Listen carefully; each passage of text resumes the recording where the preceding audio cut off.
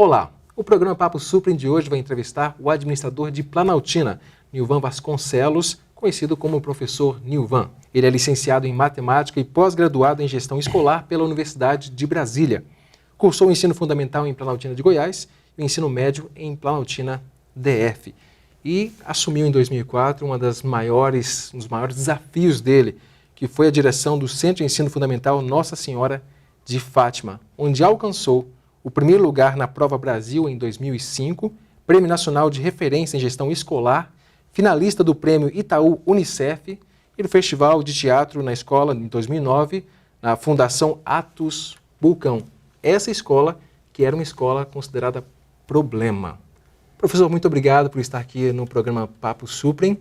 Eu acho que é um bom início aqui falar sobre o senhor que agora está gerindo uma cidade, mas começou com uma escola que era problema. Como é que foi essa experiência? Olá, Caleb. É muito bom falar de escola e a gente tem a oportunidade agora de estar falando da minha cidade, da cidade de Planaltina. O desafio posto àquela época em Planaltina foi, no CF Nossa Senhora de Fátima, de transformar a realidade de uma escola. Confesso a você que não foram poucas as vezes que à noite, quando chegava no seio da família, eu ficava a pensar, olha, será que a gente vai conseguir alguma coisa? Então foi um trabalho de 8 anos de trabalho. Então o primeiro desafio foi trazer a comunidade para estar junto à gestão da escola. E nesse movimento de trazer a comunidade para junto da escola, nós conseguimos fazer com que os professores fizessem parte desse processo, porque nós tínhamos um grande problema lá, que era a questão de um colegiado de professores que não estava muito interessado ou não tinha conseguido uma motivação para transformar aquela realidade. Estavam desmotivados também, no Brasil, né? E também a própria comunidade não acreditando na escola. Então, eram vários desafios postos ali. E o grande legado que eu acredito que nós, ao longo desses 8 anos, tenhamos conseguido, foi de fazer com que a comunidade fosse elemento importante na gestão da escola. Então, esse é o grande legado que nós podemos referenciar ao feito no CF Nossa Senhora de Fátima. Por que o CF era considerado uma escola problema? Olha, nós tínhamos problemas lá de violência do envolto da comunidade. É uma comunidade que tem pouco mais de 20 anos. Então, quando constitui novos locais de residência, você tem os assentamentos, então vem populações de vários locais. Então, acabou que foi juntando tudo isso e a comunidade passou a ter um local não legal de estar. As pessoas chamavam a escola, que tinha uma sigla, Senscage. Só para você ter ideia, né, o CAGE, para quem conhece a região de Brasília, é um local de internação de menores aqui em Brasília. Infratores. Menores infratores em Brasília. E nós conseguimos transformar essa escola, que era Senscage, em CF Nossa Senhora de Fátima. E uma escola de sucesso, um sucesso onde os alunos conseguem aprender, conseguem conviver bem uns com os outros e principalmente serem atuantes na comunidade. Hoje, por exemplo, nós temos meninos aí que estão em jornais, já trabalhando em jornais locais da cidade de Brasília.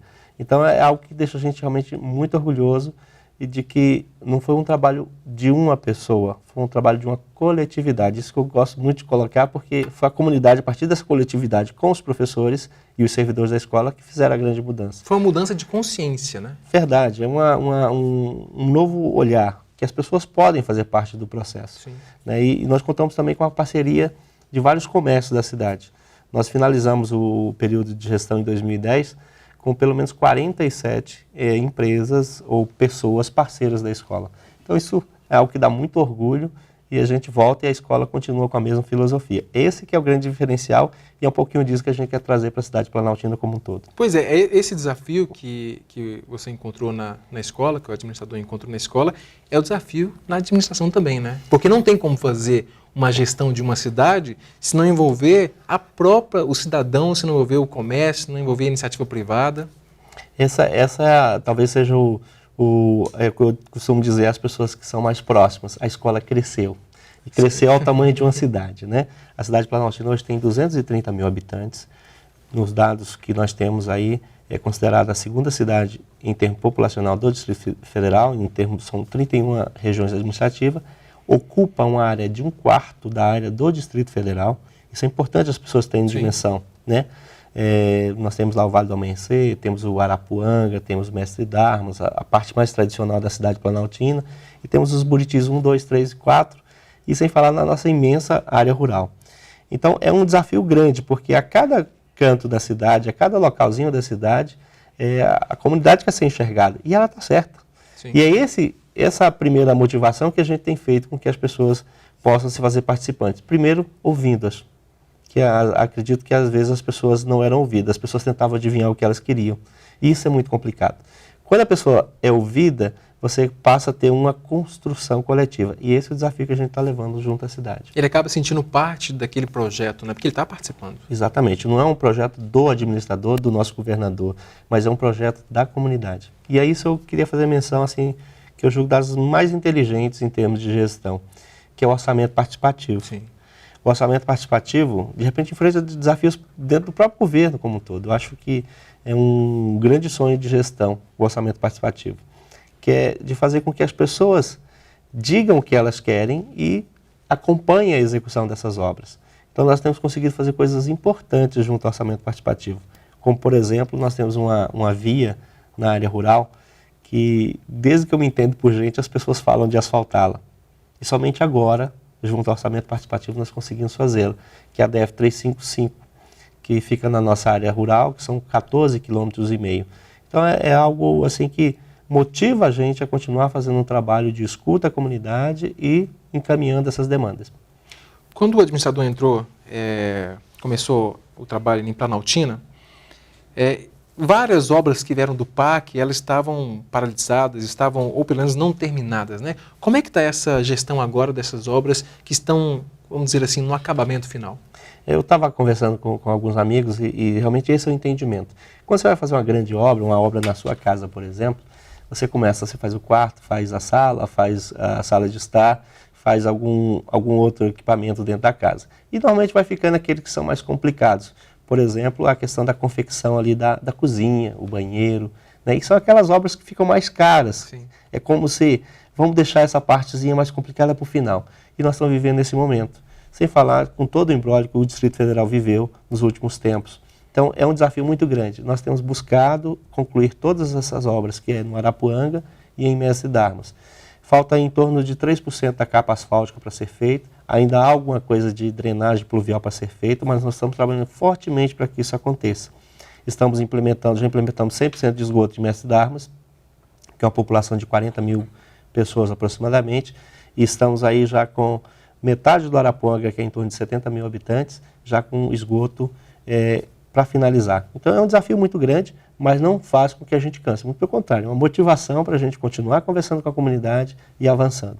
Agora, o dado que é razoável nesse meio campo todo é que as pessoas vivenciaram um tempo onde que as coisas eram feitas a toque de caixa, né? E nós estamos com outro referencial, que é ouvindo as pessoas para que elas participem do processo.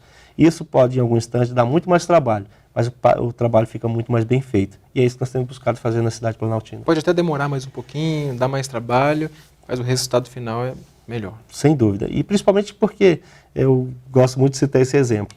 Nós fizemos há pouco a iluminação ligando as duas Planaltinas. Você falou agora há pouco de Planaltina de Goiás e Planaltina DF. Nós temos aí um grande sonho de melhorar e integrar a região do entorno, como propôs a criação da RID, né? E nós estamos justamente agora fazendo elementos importantes aí, que é a questão da iluminação. Tem uma via que chama-se DF-128, que são 12 quilômetros aproximadamente. Nós já conseguimos iluminar 9 quilômetros. E isso foi um investimento de aproximadamente R$1 milhão.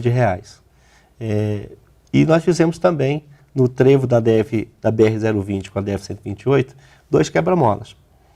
Você pode ter certeza, as pessoas, elas têm falado comigo e agradecido pela colocação do quebra-mola à própria iluminação. Então não é, às vezes, o valor da obra em termos monetários, mas é o valor da obra em relação ao atendimento de uma demanda das pessoas. Por que eu falei do quebra-mola? Porque ele dá a condição das pessoas acessarem a DF-128, que vão para a Planaltina de Goiás. Então são coisas pequenas do ponto de vista econômico, mas que são muito mais importantes para as pessoas. As obras precisam se comunicar com as pessoas. E a ferramenta do orçamento participativo, ele tem essa característica, que não é o tamanho da obra, mas a importância que ela tem às pessoas. É o que eu digo sobre leis. O judiciário achava muito bem, até considerado como uma caixa preta, já foi considerado como uma caixa preta, que as leis eram feitas para as pessoas. que as pessoas eram feitas para as leis. Mas é o contrário. As leis são feitas para as pessoas. Então, as obras, do mesmo jeito, são feitas para as pessoas, não as pessoas feitas para as obras. Então, quando você inverte esse pensamento, você tem resultados muito melhores. Porque você ouve o que a gente quer, qual é a prioridade. Porque muitas vezes, um asfalto que o administrador acha que é tão importante, um quebra-mola, ou um asfalto paralelo, ou uma ponte, é muito mais importante para aquela população. Sem dúvida. E a gente tem observado isso, que uma iluminação num local específico, que economicamente não significaria muito, mas está lá há muitos anos sem ser feita. Sim. E a gente tem buscado isso e tem tentado reparar essas dificuldades que é apresentaram. Ouvindo principalmente nós temos o Conselho de Segurança da cidade, que é bastante atuante, temos o Conselho de Desenvolvimento Rural Sustentável da cidade, que é muito atuante. Então, são elementos que a gente tem buscado escutar, e além das associações, que são muitas na cidade. Isso é muito importante. O senhor falou um ponto que é muito interessante, que é sustentabilidade. E eu sei que, entre vários projetos aqui, que nós vamos conversar, Planaltina, o maior desafio de todos é tornar Planaltina sustentável, né? Uma cidade sustentável. Como é que é a idealização desse projeto? Olha, como você já bem mencionou, a gente vem do seio da escola, então a gente aprende muito nessa vivência coletiva. Primeiro que não existe mais aquele professor diretor que a escola vai funcionar assim porque é assim que eu quero. Isso não funciona, está provado que não funciona. A gestão democrática está aí para mostrar que é diferente e as coisas têm um outro patamar. As empresas, todos os organismos têm um olhar mais participativo. E não diferente disso, a gente vem com esse tom de que é preciso ter um grande projeto, um projeto que envolva e acolha todas as pessoas. Então, Planaltina Cidade Sustentável é um baita desafio. Se alguém me perguntar, eu falo que eu sou um pouco louco. E é um pouquinho louco, tem que ser mesmo. Então, todos os projetos da cidade, eles passam por esse viés da sustentabilidade. Então, focado em 4 eixos, que é economicamente viável, ecologicamente correto, socialmente justo e culturalmente aceito. Então a gente busca focar esses 4 eixos. A partir do momento que a gente identifica elementos nas propostas da cidade que atingem esses eixos, a gente tem buscado estar mais ainda parceiros. Exemplo, eu estava falando agora há pouco, tem uma empresa lá na cidade que tem uma preocupação social. Olha o tamanho da ação que essa empresa faz. Ela vende tintas. E ela vende tintas, mas ela recolhe as latas. E essas latas que ela recolhe, ela nos proporciona a execução de um outro projeto, que é o projeto Sinal Verde, que é justamente a produção de mudas, no nosso viver de mudas, para levar à comunidade. Então, você constrói uma rede importante focada na sustentabilidade, onde que essas latas não vão parar nos lixões ou em qualquer canto, um depósito em casa, sem falar no perigo da dengue. Exatamente. Então, uma série de fatores importantes que acontecem nesse processo. Agora, tem que ter uma percepção para reconhecer essas ações. Eu queria que o senhor explicasse essas 4 bases que eu acho muito interessante para o nosso telespectador, mas no segundo bloco. Estou conversando aqui com o administrador de Planaltina, Nilvan Vasconcelos, e a gente volta daqui a pouquinho.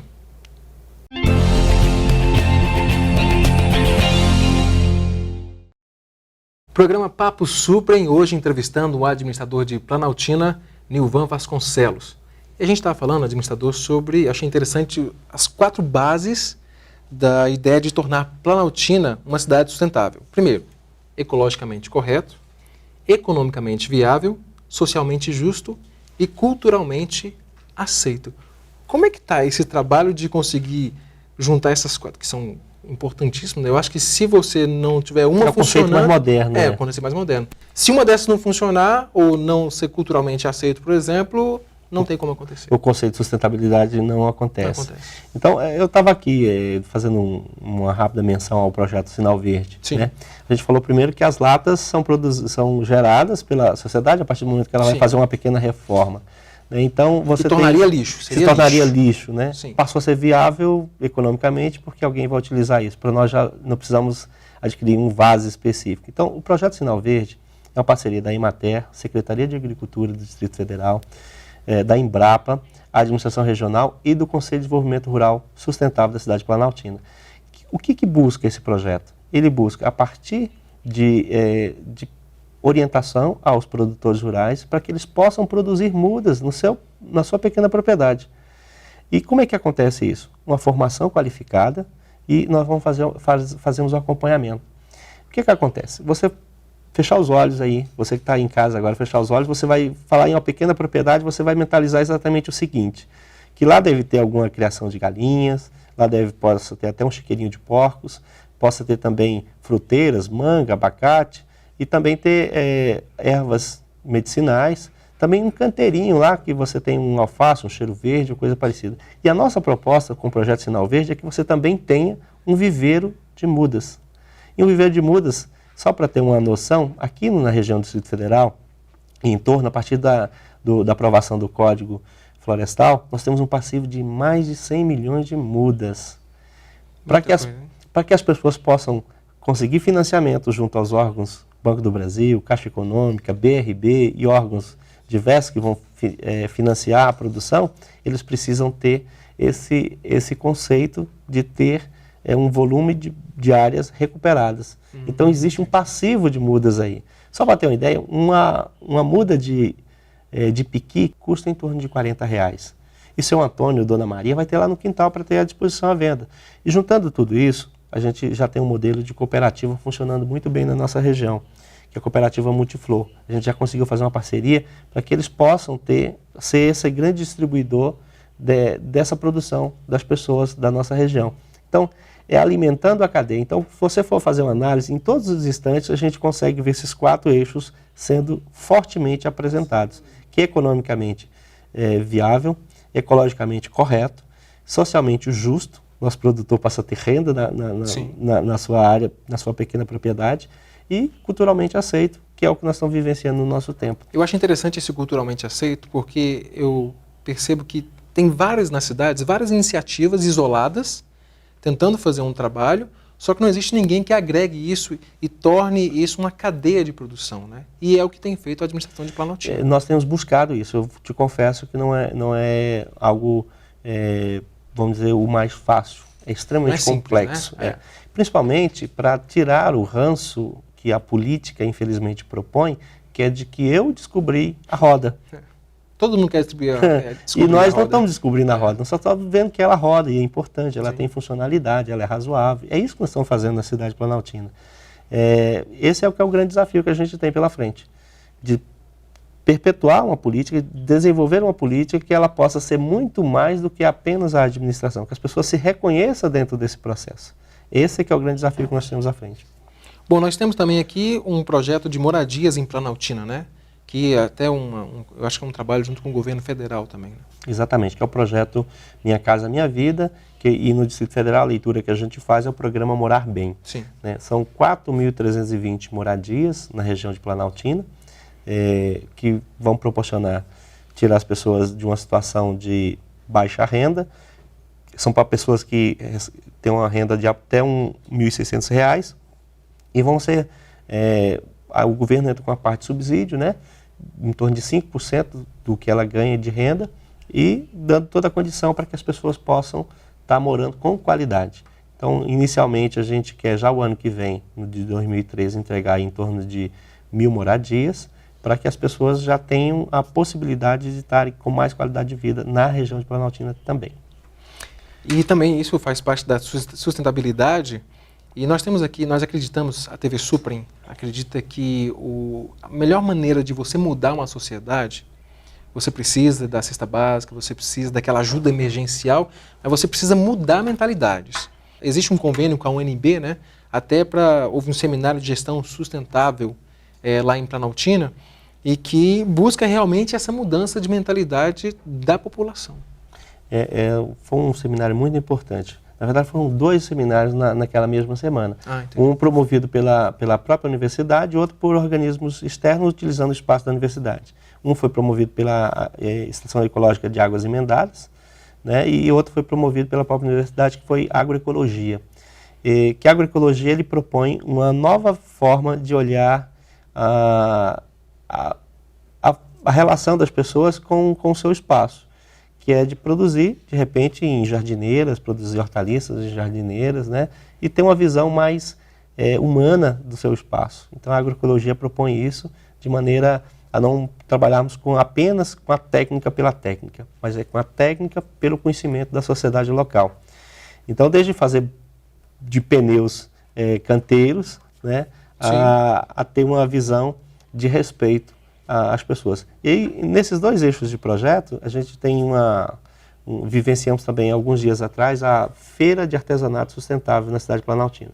Hoje está muito em moda fazer artesanato. Só que o que acontece com as pessoas? Dá muito trabalho, sabe?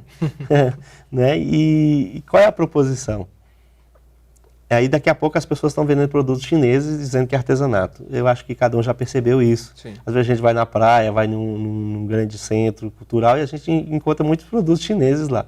Mas a proposta é de que nós passemos a produzir a partir de sementes, que não vai fazer falta no meio ambiente, de resíduos, poderia palha de bananeira. Tem um projeto lá chamado Mulheres de Fibra. E aí eu acho muito importante essa questão de um pouco brincar com as palavras, porque você acaba fortificando a ideia, né? E essas mulheres de fibra são de fibra porque elas têm muita fibra de serem de assentamentos rurais e estarem produzindo cestos maravilhosos, né? E com muita garra. E aí volta para o conceito da sustentabilidade, que é de ser viável, de ser ecologicamente correto, né? E aí a gente tem buscado de maneira a reconhecer esses valores que acontecem na cidade. Também falamos aí da questão desse estante que aconteceu na Universidade de Brasília, que foi justamente uma vivência das escolas, formação de professores, para a multiplicação do conhecimento do conceito de sustentabilidade na cidade. A Estação Ecológica de Águas Emendadas faz um trabalho belíssimo nesse sentido, que é de pesquisa com os alunos, para que eles possam desenvolver técnicas e práticas sustentáveis nas suas realidades. Eu tive o prazer de ter professores que estudaram, fizeram estantes lá na Estação Ecológica de Águas Emendadas e trouxeram essas experiências. Então, um pouquinho do que eu sou hoje já é um pouco de resultado do que foi trabalhado por esses professores lá da Estação Ecológica de Águas Emendadas. Eu queria falar rapidamente também sobre o turismo sustentável em Planaltina, porque é uma região belíssima, maravilhosa, e você estava comentando sobre uma cidade que foi montada lá com garrafas PET e garrafas de vidro, né? E existe até uma proposta que você já fez de construir na entrada da cidade um pórtico, né? Pórtico, assim. O projeto é de uma entidade religiosa que tem no seu seio o cuidado com pessoas que são dependentes químicos, né? O Leão de Judá, o nome da entidade, que tem 33 outras unidades no Brasil, que nasceu aqui no Distrito Federal, na nossa região, inclusive. E ele tem conseguido levar para outros estados, se eu não me engano, mais 13 estados. E qual é a proposta deles? A partir desses resíduos, até buscando renda e dando operacionalização, dando trabalho para as pessoas que estão ociosas naquele momento de reflexão, de tratamento, eles começaram um grande projeto. Estão em torno de 20 e poucos % da proposta deles. E hoje você já passa e já consegue falar assim, meu Deus, que coisa maravilhosa que essas pessoas estão fazendo. Chama-se Terra Santa. Eles estão construindo uma réplica de Jerusalém. É algo assim muito interessante, utilizando esses conceitos de sustentabilidade e construindo a partir de frascos de garrafa de bebida, garrafas PETs e a mão de obra das pessoas que estão passando aquele instante de recuperação. Então você está pegando o que seria lixo, transformando em arte e usando isso para recuperar pessoas. Isso é algo fantástico. E aí eu volto a novamente falar a você que está ouvindo. Nós não inventamos isso. A cidade já estava fazendo isso. E o que nós estamos fazendo enquanto Planaltina Cidade Sustentável é reconhecer essas práticas, dando a todos vocês a possibilidade de conhecer isso.